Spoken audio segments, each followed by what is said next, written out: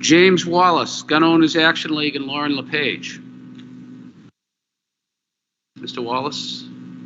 Hey, Mr. Chairman, how we doing? How you doing, Mr. Wallace? Good to see you, kind of. Nice to see you, too. Never thought I'd say it, but I actually missed the State House.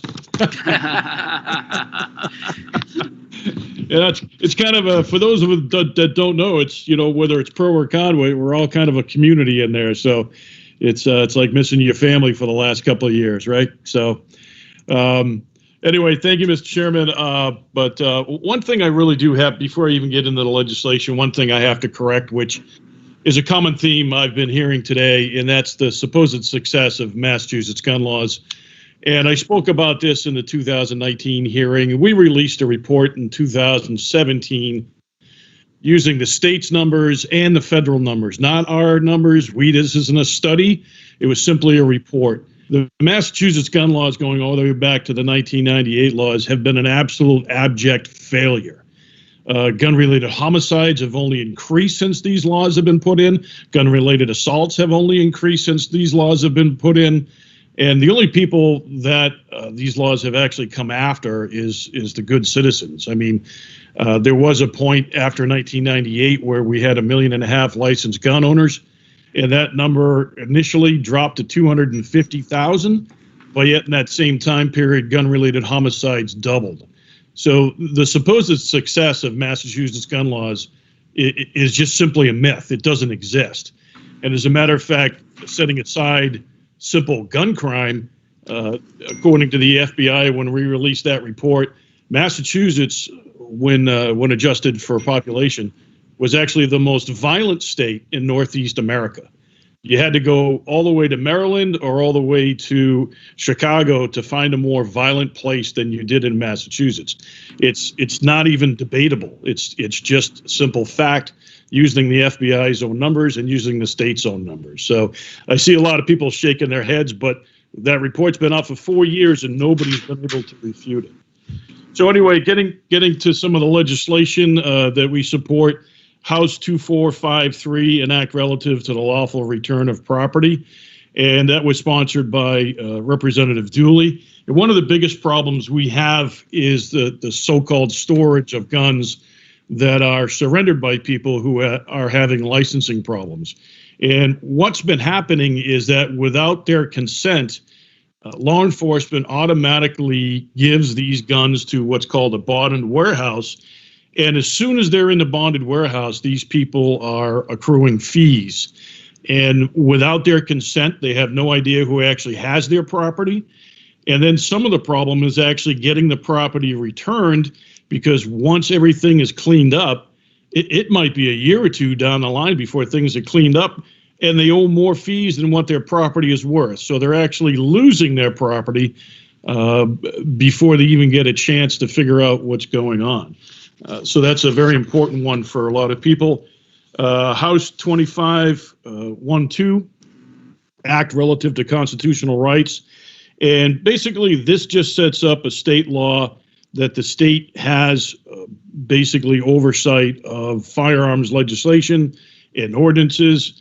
Imagine a state where 351 different cities and towns have different rules and ordinances for lawful gun owners.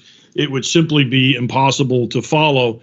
So this just makes it clear that the state has basic preemption over that. And then House 2423, an act relative to firearms licensing. This would basically make the FID card and the license to carry a lifetime license, as long as you don't commit a crime or become an unsuitable person. Because what we saw during the COVID shutdown was that our access to civil rights was shut down. The training was shut down intentionally. We didn't have access to firearm retailers, and we certainly didn't have access to licensing. A lot of cities and towns for over a year shut down their licensing, and that's simply unacceptable when it comes to a civil right. So we would certainly like to see those pieces of legislation pushed forward. And we do have, for the record, goal actually through Representative Soder, filed House 2527, an act relative to criminal manufacture and possession of certain weapons. And basically, this is our answer to the so-called ghost gun bill that would establish a whole new section of law. We just said 26910L, that would actually create very severe penalties for anybody who's not a lawful gun owner for manufacturing or distributing any kind of weapon. Mr. Wallace, thank you very much for your testimony. Thank you. Any questions or comments, Chair Gonzalez? Mr. Wallace, thank you. And again, more than a community, I think we're a family in here, and we do miss you. Always a pleasure to see you. Sometimes we don't always see eye to eye, but the feeling is mutual that I have the utmost respect for your advocacy on the issues that you believe important. I want to just ask you a question on the Constitutional Right Act. When somebody has a history of alcohol abuse or domestic abuse, or we see the increase in mental health issues, sometimes folks are suicidal.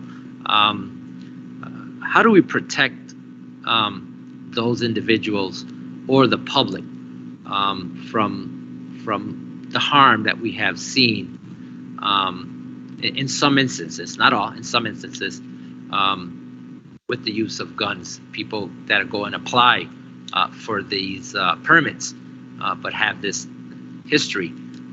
How do we protect the public from that? Well, already, Mr. Chairman, already in Massachusetts laws, the local police chiefs or licensing authorities, as they're called, actually have great latitude in deciding, who is a suitable person, who is eligible.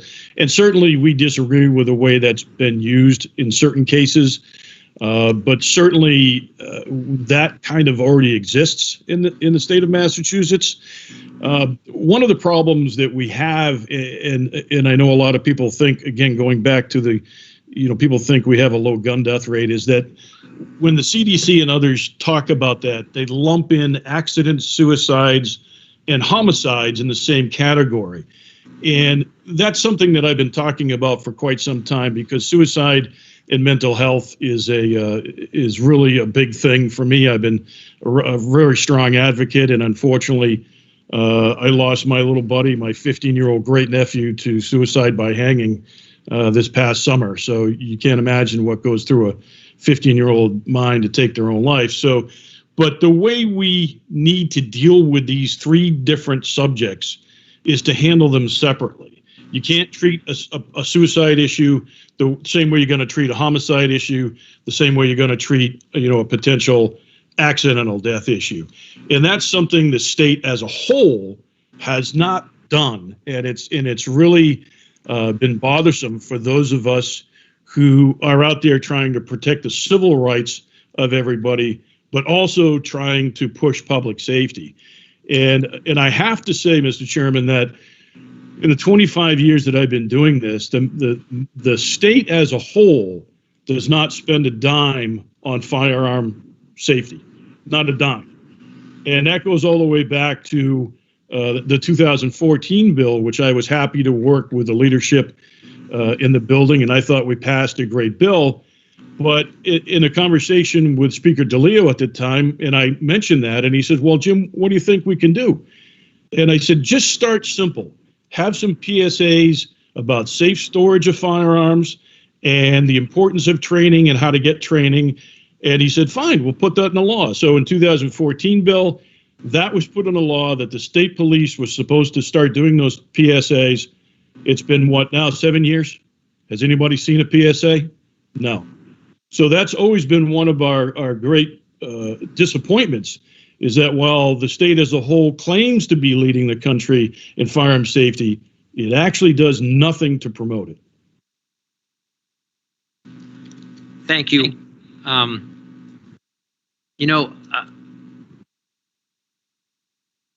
going to share a personal story. I lost my older brother due to suicide. And as a family, we could not, at the time, provide him the protection that we thought he needed because of the crisis he was going through a divorce. but we did attempt, and there was no laws that allowed us to do so. And again, I'm just concerned as we look at this bill, will it nullify any existing laws related to restrictions currently active in the Commonwealth of Massachusetts? No, it's not designed to do that. It's just designed to make sure that cities and towns don't start passing their own restrictions, so we don't have a hodgepodge of laws across the state. Imagine crossing a town line as a lawful gun owner and not understanding that particular town has a law that nobody else has, and suddenly you become a felon because you crossed a town line rather than a state line. And I would agree with you on the suicide issue too, and it was a tremendous disappointment, and that's using a polite term, when the state passed the red flag law, and it had an historic opportunity to take on mental health and suicide prevention, and actually did just the opposite. It chose not to even touch it. And I was really hoping for it. And we actually have a bill in through Representative Lenny Myra.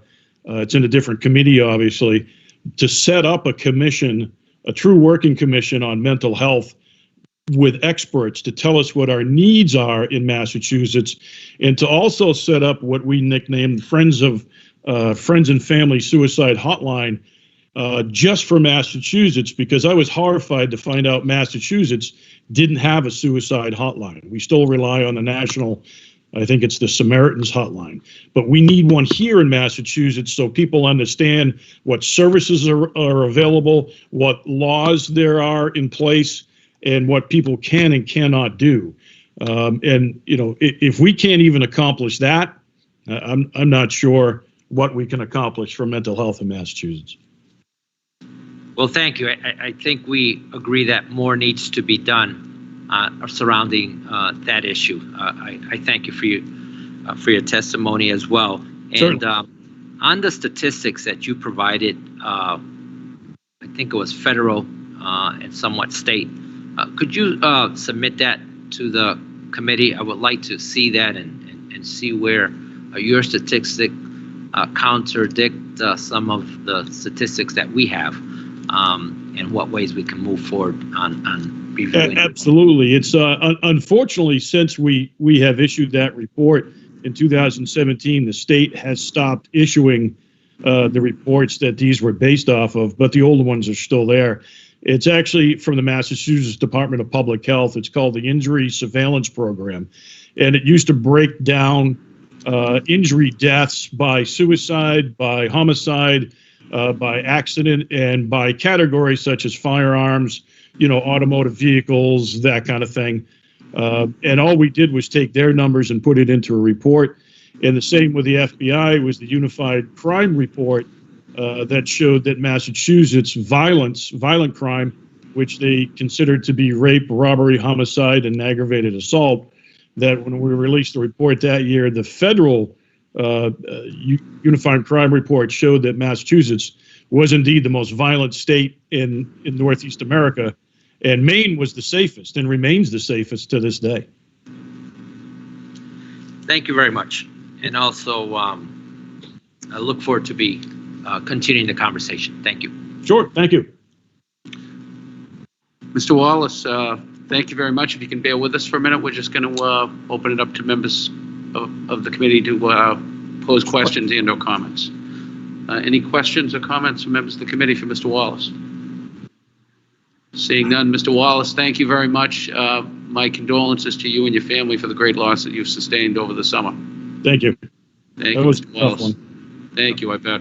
And we look forward to working with you going forward as a committee, Mr. Wallace. Hopefully we'll see you after the year, first of the year, right? Look forward to it, Mr. Wallace. Thank you very much.